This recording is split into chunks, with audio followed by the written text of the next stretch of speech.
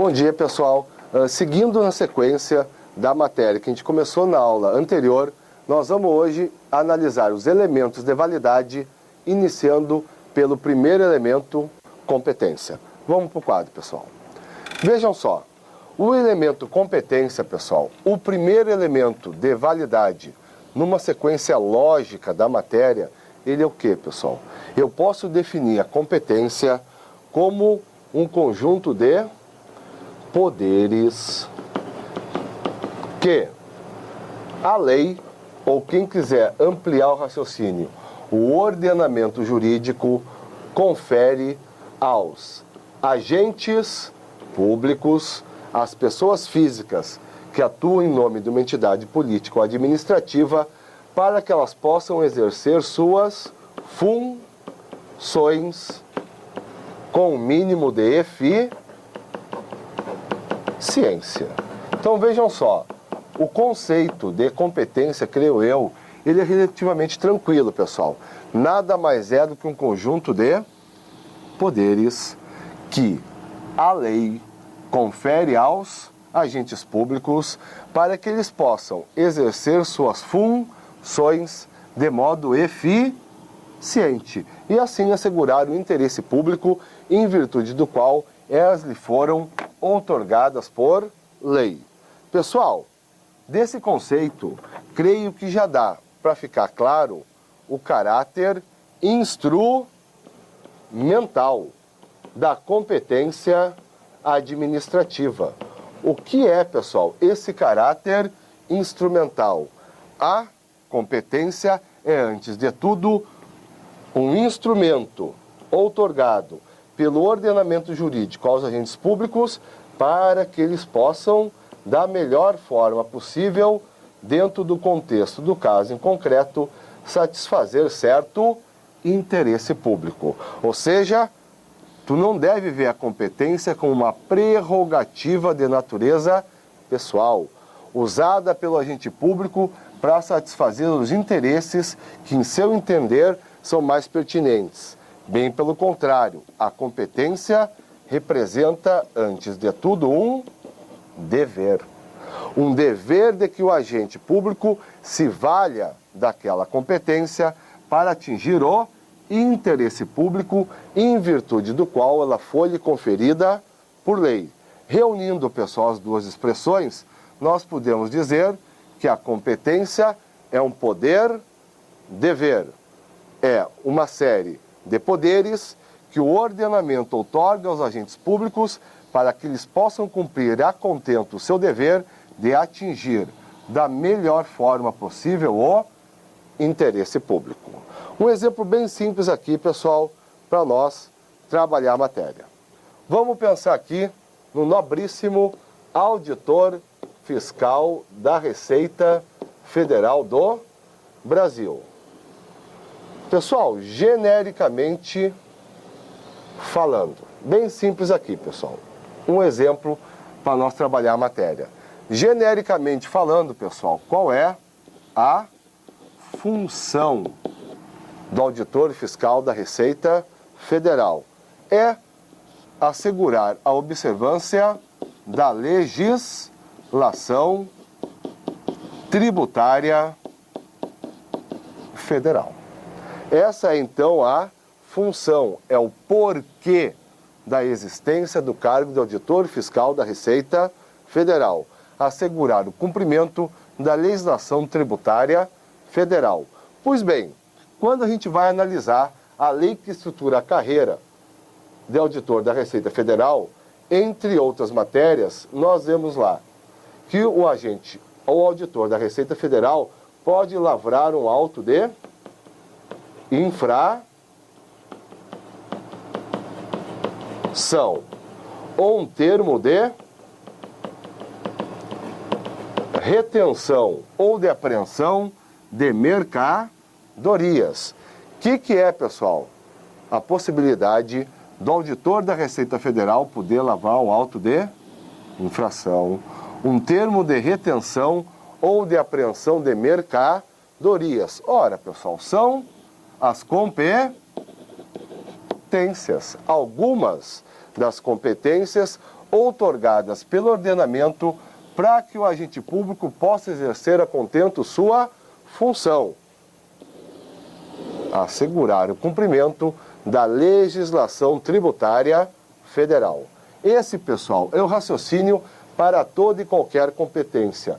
É um poder, numa primeira perspectiva? Sim, é um poder, mas é um poder que representa, sobretudo, um dever de atuação no interesse de terceiros. Quem são esses terceiros, pessoal? São a coletividade. O ordenamento define os interesses da coletividade, os interesses públicos, e, em virtude disso, confere aos agentes públicos certos poderes, que ele deverá obrigatoriamente exercer a fim, retornando aqui, de satisfazer justamente tais interesses públicos. Pois bem, pessoal, dessa visão panorâmica da competência, nós podemos fazer o quê, pessoal? Nós podemos concluir quais são suas características. Vejam só, pessoal, seria a primeira característica da competência a legalidade? As questões de concurso, pessoal, geralmente não trabalham assim, que a legalidade é característica da competência. Nós podemos pensar assim a matéria, ó. A fonte da competência é a lei. Ou seja, para que o agente público possa atuar, a lei tem que ter outorgado competência. A lei ou um ato normativo a ela equiparado, como as medidas provisórias. Ainda, em algumas hipóteses previstas na Constituição, no artigo 84, inciso 6, nós temos a possibilidade de que decretos autônomos expedidos pelos chefes de poder executivo outorguem competência aos agentes públicos. Então, creio que eu bem tranquilo aqui, né, pessoal? Genericamente falando, a fonte da competência é a lei.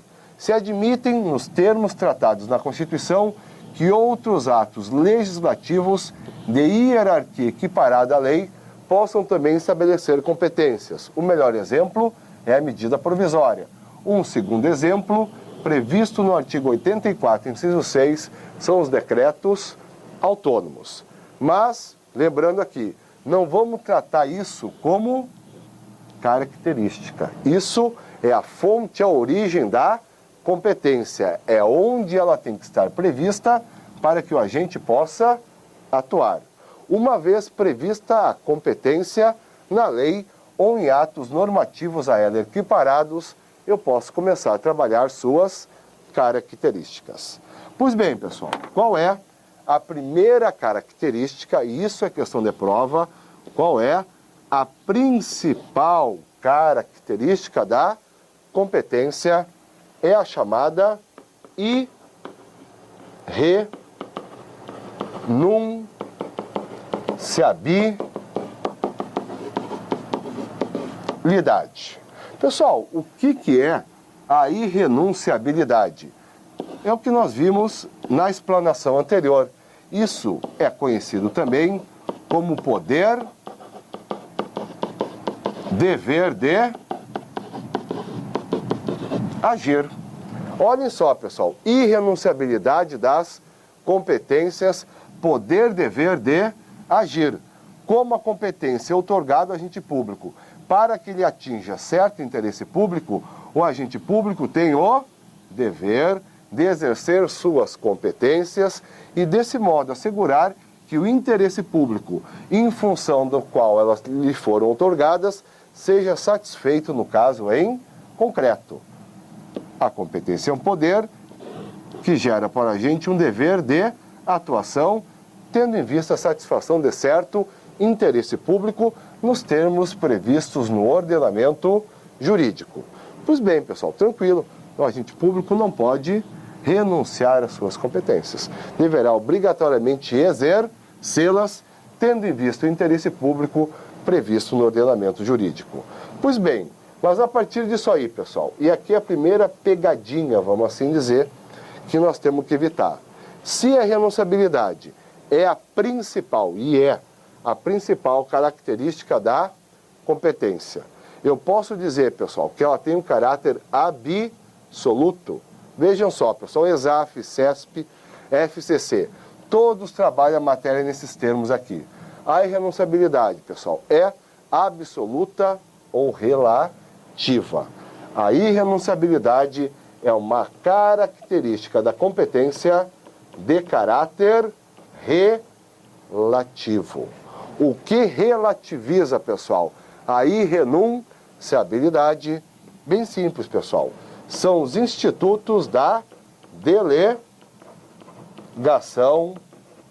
e da avocação, que permitem o quê, pessoal? Delegação e avocação, institutos típicos de poder hierárquico, embora hoje a delegação possa ocorrer fora do contexto do poder hierárquico, institutos pelos quais um agente público diverso daquele previsto em lei exerce certa competência. O que nós temos no conceito tradicional de delegação? É o ato pelo qual o superior transfere temporariamente ao subordinado o exercício de certas competências que lhe foram outorgadas por lei. Ou seja, não será o próprio agente a quem a lei outorgou competência que irá exercê-las. Ele irá determinar o seu exercício pelo seu subordinado. A delegação, então, é uma primeira exceção à irrenunciabilidade, permitindo que um agente diverso daquele previsto em lei exerça a competência nela prevista. A avocação, pessoal, um raciocínio similar, só que nesse caso, a avocação, como a gente sabe, é o ato pelo qual o superior chama para si o exercício de certa competência que a lei outorgou ao subordinado. De qualquer modo, teremos o quê? Um agente diverso daquele previsto em lei, praticando o ato dentro da competência. Pessoal, vamos voltar aqui à câmera. Vamos fechar por aqui hoje. Na próxima aula, pessoal, seguimos com as características da competência e entramos no segundo elemento de validade, o elemento finalidade.